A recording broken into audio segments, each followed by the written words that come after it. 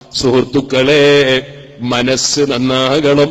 മനസ്സിലാണ് എല്ലാ നൂറും, എല്ലാ പ്രകാശവും, എല്ലാ ഇൽമും മനസ്സിലാണ്. അതുകൊണ്ട് മനസ്സ് വളരെ ക്ലിയറായി അല്ലാഹുവിന്റെ ദീൻ ഇവിടെ പ്രചരിപ്പിക്കാൻ നമ്മുടെ മുൻഗാമികൾ ജീവൻ കൊടുത്തിട്ടുണ്ട്, സമ്പത്ത് ചെലവഴിച്ചിട്ടുണ്ട്, സമയം ചെലവഴിച്ചിട്ടുണ്ട്, ആരോഗ്യം ചെലവഴിച്ചിട്ടുണ്ട്, വേണ്ടി വന്നാൽ അവരെ ശരീരം സമർപ്പിച്ചിട്ടുണ്ട്. അവരുടെ വഴിയിൽ ദീനീ ദഅവത്തുമായി ഒരിക്കലും തന്നെ പൂമാല കിട്ടുമെന്ന പ്രതീക്ഷയിലാകരുത്, ആക്ഷേപങ്ങൾ കിട്ടുമെന്ന പ്രതീക്ഷയിൽ.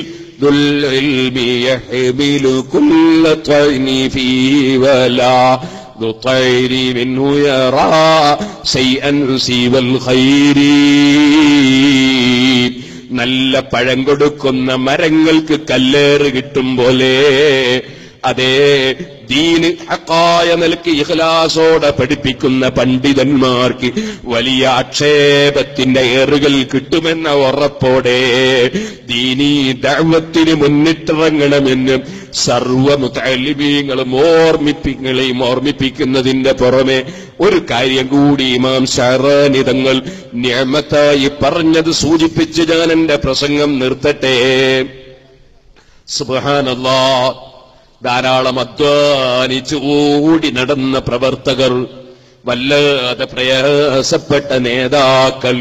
ഞാൻ ഓർക്കുന്നു മഹാനായ സുൽത്താനുൽ ഉലമ, അല്ലാഹു അവിടത്തേക്ക് ദീർഘായുസ്സും ആഫിയത്തും ഹിമ്മത്തും തൗഫീഖും ഏറ്റിക്കൊടുക്കട്ടെ, ധാരാളം നീണ്ട പ്രസംഗങ്ങൾ നടത്തിയിരുന്ന കാലം.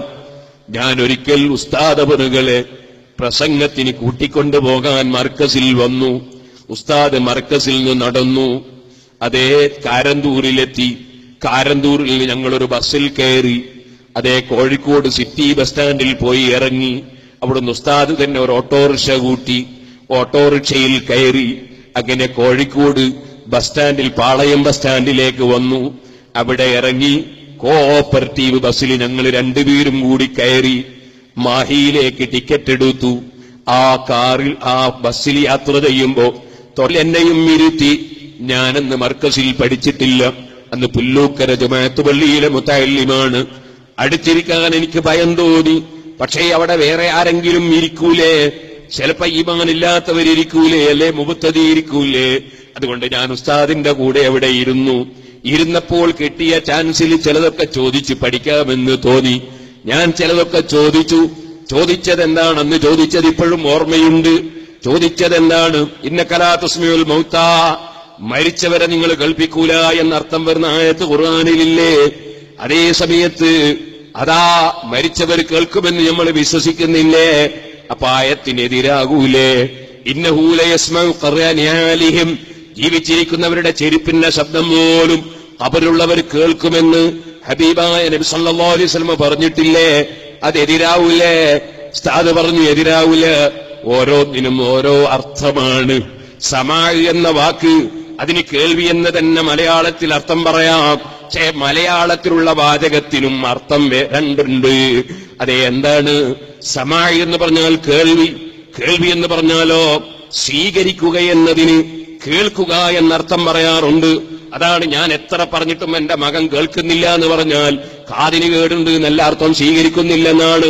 ഉസ്താദ് പറഞ്ഞിട്ട് ശിഷ്യൻ കേൾക്കുന്നില്ല എന്ന് പറഞ്ഞാൽ ആ ശിഷ്യന് കാതിന് കേടുണ്ട് എന്നല്ല പറഞ്ഞിട്ട് സ്വീകരിക്കുന്നില്ലെന്നാണ്. സുഹൃത്തുക്കളെ, അപ്പൊ കേൾവി എന്ന മലയാള വാക്കിന് സ്വീകരിക്കുക എന്നർത്ഥമുണ്ട്.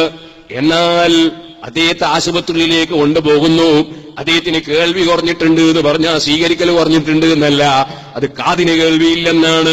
ഇന്നക ലാ തുസ്മിഉൽ മൗതാ എന്ന് പറഞ്ഞാൽ മരിച്ചവരെ ഇസ്ലാമിലേക്ക് ക്ഷണിച്ച് സ്വീകരിപ്പിക്കാൻ കഴിയില്ല എന്നാണ്. അതേ സമയത്ത് ഇന്നഹു ലയസ്മഉ ഖർആനിയാലിഹിം എന്ന് പറഞ്ഞാൽ അത് കാത് കേൾക്കുന്ന കേൾവി പോലെയുള്ള ശ്രവണശേഷിയുണ്ടെന്നാണ്. മരിച്ചവർക്കും കേൾവിയുണ്ടെന്നാണ്. രണ്ടും വാചകം ഒന്നാണ്. സമാഅ് അർത്ഥത്തിലും കേൾവി എന്ന് തന്നെ, പക്ഷേ രണ്ടും രണ്ടർത്ഥത്തിലാണ്, പരസ്പര വൈരുദ്ധ്യമല്ല എന്ന് ബസ്സിന്റെ സീറ്റിലിരുന്ന് ഉസ്താദ് അവറുകൾ പറഞ്ഞു തന്നു. കാലം കുറെ കഴിഞ്ഞതിന് ശേഷം അൽ ഹാവീലിൽ ഫതാവ കിട്ടിയപ്പോ ഇമാം സയൂത്തി റളിയല്ലാഹു അൻഹു ഉസ്താദ് പറഞ്ഞതുപോലെ അത് വിശദീകരിച്ചത് എന്റെ ശ്രദ്ധയിൽപ്പെട്ടു. സുഹൃത്തുക്കളെ, ഞാൻ പറഞ്ഞു വന്നത് അധ്വാനിച്ച് പ്രവർത്തിച്ചു. അങ്ങനെയാണ് നമ്മുടെ നേതാക്കൾ. അവരിപ്പോൾ ചിലപ്പോൾ വളരെ സ്പീഡുള്ള വണ്ടി പോകുമ്പോ ചിലപ്പോ പണ്ഡിതന്മാരെന്ന് പറയുന്നവർക്ക് തന്നെ ചിലപ്പോൾ എതിരഭിപ്രായം തോന്നിപ്പോയേക്കും. അങ്ങനെയും നമ്മൾ ആരും ആഖിറം നഷ്ടപ്പെടുത്തരുതെന്ന് ഞാൻ ഒരു ചെറിയ സൂചന, അബ്ദുൽ വഹാബ് ശഅറാനി തങ്ങൾ പറഞ്ഞ സൂചന ഓർമ്മപ്പെടുത്തട്ടെ. ഇമാം ശഅറാനി തങ്ങൾ പറയാണ്, എനിക്ക് അല്ലാഹു സുബ്ഹാനഹു വ തആല ചെയ്തു തന്നൊരു കാര്യമാണ്. ഞാൻ പണ്ഡിതന്മാരെ വിമർശിക്കാറില്ല. അവര് ഭൗതികമായി അവരെത്ര പ്രൗഢിയിൽ ജീവിച്ചാലും ഞാനൊരു പണ്ഡിതനെയും ആക്ഷേപിക്കാറില്ല. അത് മഹാനവറുകൾ വിവരിച്ചുകൊണ്ട് പറയാണ്, ഫയ്യാക യാ അഖീ, എന്റെ സഹോദരാ, നീ ശ്രദ്ധിച്ചോ, സൂക്ഷിച്ചോ.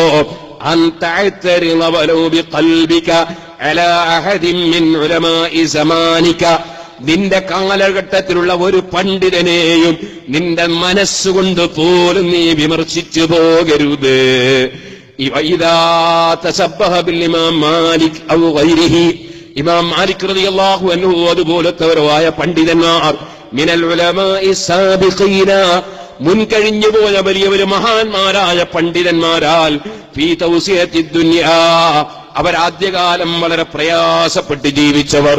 ഇമാം ഷാഫിഈ റളിയല്ലാഹു അൻഹു മാലിക് ഇമാമിന്റെ ദർസിൽ ഓതി പഠിക്കുമ്പോ വലിയ ഞെരുക്കത്തിലായ ഇമാം മാലിക് റളിയല്ലാഹു അൻഹു.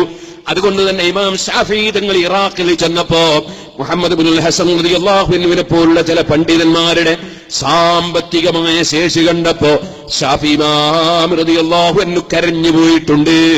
സ്വന്തം ഉസ്താദിന്റെ വിഷമം ഓർത്ത് കരഞ്ഞു പോയിട്ടുണ്ട്. അപ്പൊ മഹാനവറുകൾ പറഞ്ഞിട്ടുണ്ട്, ഓ ഇമാം ഷാഫിഈ, ഇതൊക്കെ എനിക്ക് സദാ ഒരൊറ്റയും ഹറാമിലൂടെ സമ്പാദിച്ചതല്ല, ഹലാലായ നിലക്ക് മാത്രം കിട്ടിയത്. ഞാൻ ഇതിനൊക്കെ സകാത്ത് കൊടുത്തിട്ടുണ്ട്. അള്ള പൊരുത്തപ്പെടാത്തതാണെങ്കിൽ അള്ള സകാത്ത് ഫർളാക്കുമോ? അതുകൊണ്ട് ഇതൊക്കെ ഹലാലാണ്. വേണമെങ്കിൽ ഇതിന്റെ പകുതി ഞാൻ നിങ്ങളെയും കൂറുകൂട്ടാം, ഫ്രീ ആയിട്ട് കൂറുതരാം എന്ന് ഇമാം ഷാഫിഈ തങ്ങളോട് പറഞ്ഞപ്പോ ഷാഫി ഇമാം തങ്ങളത് വേണ്ടെന്ന് പറഞ്ഞതാണ്. അത് കണ്ടപ്പോൾ മാലിക് ഇമാമിന്റെ വിഷമമോർത്ത് കരഞ്ഞുപോയ ഇമാം ഷാഫിഈ തങ്ങൾ പിന്നീട് ഇറാഖിൽ മദീനയിൽ വന്നപ്പോ മാലിക് ഇമാം റളിയല്ലാഹു അൻഹുവിന് ധാരാളം സ്വത്തുക്കൾ ഇങ്ങനെ കണ്ടപ്പോ മാലിക് ഇമാം തങ്ങൾ തന്നെ പറഞ്ഞിട്ടുണ്ട്, ഓ ഷാഫി ഇമാം തങ്ങളെ, സ്വന്തം ശിഷ്യനാണെങ്കിലും പറഞ്ഞു, മോനെ ഇമാം ഷാഫി, ഞാൻ ആഖിറം വിട്ട് ദുനിയാവിലേക്ക് നീ തെറ്റിദ്ധരിക്കണ്ട കേട്ടോ. ഇതൊന്നും ഞാൻ ഇതിനധ്വാനിച്ചുണ്ടാക്കിയതല്ല, ഹദിയ കിട്ടിയതാണ്. ഖുറാസാനിൽ വന്ന ഹദിയയാണ്, മറ്റ് പലരും വന്ന ഹദിയയാണ്. അതെ, ഇതൊക്കെ ഹലാലായ നിലയ്ക്ക് കിട്ടിയതാണ്. ഇതൊക്കെ പറഞ്ഞതിന് ശേഷം ഇമാം ശഅറാനി തങ്ങൾ പറയുന്നു, അല്ലാഹു തആല പണ്ഡിതന്മാർക്ക് ഭൗതികമായി വിശാലത ചെയ്തിട്ടുണ്ട്. മാലിക് ഇമാം തങ്ങളെ പോലെയുള്ള പണ്ഡിതന്മാർ ഫീ തൗസിയത്തി ദുനിയാ വമലാബിസിഹാ വമറാകിബിഹാ,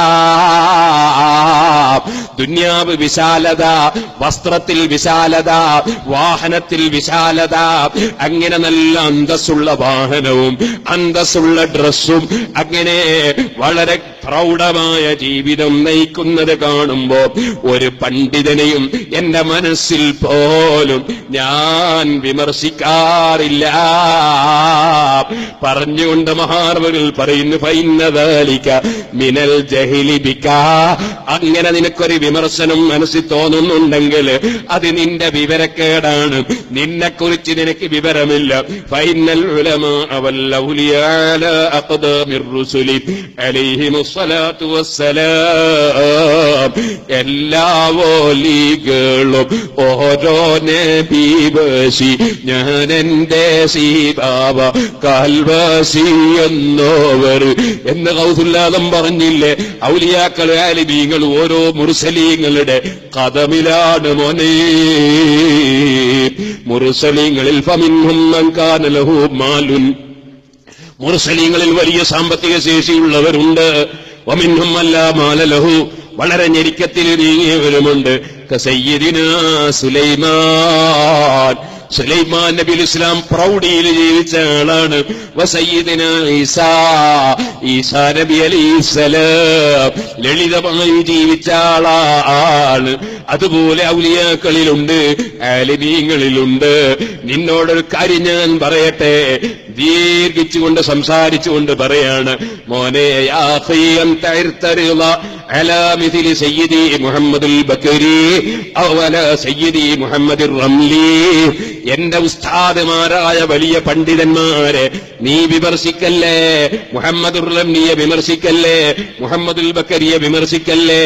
ഇദാ റകിബൽ ഖുയൂലൽ മുസവ്വമത, അവര് മുന്തിയ കുതിരപ്പുറത്ത് കയറി പോകുന്നത് കാണുമ്പോ, ഔ ലബിസ സിയാബൻ നഫീസത, നല്ല വിലക്കുള്ള തുണി ധരിച്ചത് കാണുമ്പോ, ഫൈനദാലിക ഇത്തിറാദും ബിൽ ജഹ്ലി, അത് നിന്റെ വിവരക്കേട് കൊണ്ടുള്ള വിമർശനമാണ്. വഹസദും മിൻക, അത് നിന്റെ അസൂയയാണ്. വഅദുന്നുക, ഇതിനെ വിമർശിക്കുന്ന നിന്നെ ഞാൻ വിചാരിക്കുന്നു, അന്നഹു ലൗ ഹസല ലക മാ ഹുമാ ഫീ മിനദ് ദുനിയാ, അവർക്ക് കിട്ടിയതുപോലെ നിനക്കെങ്ങാനും ദുനിയാവ് കിട്ടിയിട്ടുണ്ടെങ്കിൽ മാ കുന്ത തറുദ്ദുഹു അബദാ, നീ ഒരിക്കലും അത് കൈയൊഴിക്കൂല, വേണ്ടെന്ന് വെക്കൂല. നിനക്ക് കിട്ടാഞ്ഞിട്ടാണ് അത്തരം വാഹനത്തിൽ പോകാത്തത്, കിട്ടാഞ്ഞിട്ടാണ് അത്തരം വസ്ത്രം ധരിക്കാത്തത്. അതുകൊണ്ട് നീ മുഹമ്മദ് റംലിയെ വിമർശിക്കല്ലേ. വമാ അതല്ലഖാബിർ വസഹാബഹും അലാ സുഹദി ഫിദ്ദുനിയാ ഇല്ലാ ഖൗഫൻ അലൈഹിം. അപ്പൊ പിന്നെ ദുനിയാവ് പരിത്യജിക്കാൻ മഹാന്മാർ ഉപദേശിച്ചതോ, അത് ദുനിയാവ് കിട്ടുന്ന സമയത്ത് മിൻ ദുല്ലി തമഇ, ദുനിയാവ് കിട്ടണമെന്ന നിലക്ക് ഏത് പണക്കാരന്റെയും ഏത് പാർട്ടിക്കാരന്റെയും മുന്നിൽ അന്തസ് പണയം വെച്ച് അതേ നിന്ദ്യതയോടുകൂടെ ജീവിക്കാൻ തുനിയുന്നതിന് ഭയപ്പെട്ടതുകൊണ്ടാണ് അതേ മുൻഗാമികളായ മഹാന്മാർ സുഹുദിന് പ്രേരണ നൽകിയിട്ട് ദുനിയാവിനെ ആക്ഷേപിച്ച് സംസാരിച്ചത്. വഇല്ലാ ഫലൗ ജാഅതുഹും ദുനിയാ ബിഗൈരി തമഇൻ വലാ മൈലിൻ കാന മിനൽ അദ്ബി മഅ അല്ലാഹി തആല ഖബൂലുഹാ. അല്ലാഹു തആല അയ്യൂബ് നബി അലൈഹിസ്സലാമിന് പൊന്നിന്റെ ജറാദ് ഇറക്കി കൊടുത്തപ്പോ അത് വാരിയെടുത്തില്ലേ അയ്യൂബ് നബി അലൈഹിസ്സലാം? അതുപോലെ കിട്ടിയാൽ വാങ്ങാതിരിക്കുന്ന അത് കേടായി പോകും. അല്ലാഹുവിനോട് പറഞ്ഞില്ലേ, നിന്റെ ബറക്കത്തിൽ എനിക്ക് ഐശ്വര്യമില്ലെന്ന് പറഞ്ഞില്ലേ? അതുകൊണ്ടാണ് മഹാന്മാരായ ആളുകൾ അവർക്ക് കിട്ടിയാൽ ഹദിയകൾ മടക്കാത്തത്. എന്നിട്ട് പറയാണ്, ഒമാറൈതു സയ്യിദി മുഹമ്മദുൽ ബക്കരി വലാ വാലിദഹു ലിദുല്ലൻ ഖത്തു ഫീ തലബി ദുനിയാ, ദുനിയാവിന് വേണ്ടി അവരൊരിക്കലും നിന്യത പേറിയിട്ടില്ല എന്റെ ഉസ്താദുമാർ. ഇന്നമാ തഅതീഹിം ദുനിയാ ബിഗൈരി സുആൽ, മറ്റൊരാളോട് യാചിക്കാതെ ചോദിക്കാതെ അവരിലേക്ക് ദുനിയാവ് വരികയായിരുന്നു. ഫഇന്നീ മുഖാലിതുൽ ലഹുമാ മിൻ സിഗരി ഇലൽ ആൻ, ആ ഉസ്താദുമാരെ കൂടെ കുട്ടിക്കാലം മുതലേ കൂടി ജീവിച്ചവനാണ് ഞാൻ. ഫല്ലാഹു തആല യഫ്സഹു ഫീ അജ്ലി ഹാദൈനിൽ മുഹമ്മദൈനി ലിൽഇസ്ലാമി വൽ മുസ്ലിമീന വയുക്സിറു അലൈഹിം അദ്ദുനിയാ വത്തലബ വയുഹ്സിറുനാ ഫീ സുംറതി മാ ആമീൻ. ആ പണ്ഡിതന്മാർക്ക് എത്രത്തോളം ദുനിയാവിൽ വിശാലത കിട്ടിയോ അതൊക്കെയും അവരുടെ ശിഷ്യന്മാരെയും അതുപോലെ പണ്ഡിതന്മാരെയും വളർത്തിയെടുക്കാൻ അവരുപയോഗിക്കുകയായിരുന്നു. അതുകൊണ്ട് ഇനിയും അവർക്ക് ഉയർച്ചകൾ ഉണ്ടാകാൻ ഞാൻ പ്രാർത്ഥിക്കുകയാണ്. ഇമാം ഷഅറാനി തങ്ങളുടെ ഈ വാക്ക് എന്റെ പ്രിയപ്പെട്ട മുതഅല്ലിമീങ്ങളെ, മുഅ്മിനീങ്ങളെ, ഖൽബിലെപ്പോഴും സൂക്ഷിക്കണമെന്നുണർത്തി ഞാൻ എന്റെ വാക്കുകൾ നിർത്തട്ടെ. അർഹമുർ റഹീമീനായ റബ്ബേ, സാധുക്കളായ ഞങ്ങൾക്ക് നാഫിയായ ഇൽമിനെ ഏറ്റിത്തരണം റഹ്മാനേ. സുന്നത്ത് ജമാഅത്തിന്റെ വിശ്വാസങ്ങളും ആചാരങ്ങളും കൃത്യമായി ജനങ്ങൾക്ക് എത്തിച്ചു കൊടുക്കാൻ ഞങ്ങൾക്കും ഞങ്ങളെ സ്ഥാപനങ്ങളിൽ ഇറങ്ങുന്ന വിദ്യാർത്ഥികൾക്കും യുവ പണ്ഡിതന്മാർക്കും നീ തൗഫീഖ് വർദ്ധിപ്പിക്കണം റഹ്മാനേ. പ്രബോധന രംഗത്തൊന്നോ രണ്ടോ മൂന്നോ അല്ലെങ്കിൽ അല്പം ആളുകളെയോ മുന്നിൽ കാണുമ്പോഴോ അല്ലെങ്കിൽ 2 പുസ്തകമാണ് വായിച്ചിട്ടൊരാശംസ പറയുമ്പോഴോ കിബിർ മനസ്സിൽ കേറി സാലിഹീങ്ങൾ ആക്ഷേപിക്കുന്ന അഹങ്കാരത്തിലേക്ക് ഞങ്ങളാരുടെ മനസ്സും നീ തിരിക്കരുതേ റഹ്മാനേ. ربنا ظلمنا أنفسنا وإن لم تغفر لنا وترحمنا لنكونن من الخاسرين ربنا تقبل منا إنك أنت السميع العليم وتب علينا إنك أنت التواب الرحيم آمين برحمتك يا أرحم الراحمين وصلى الله تعالى وسلم على خير خلقه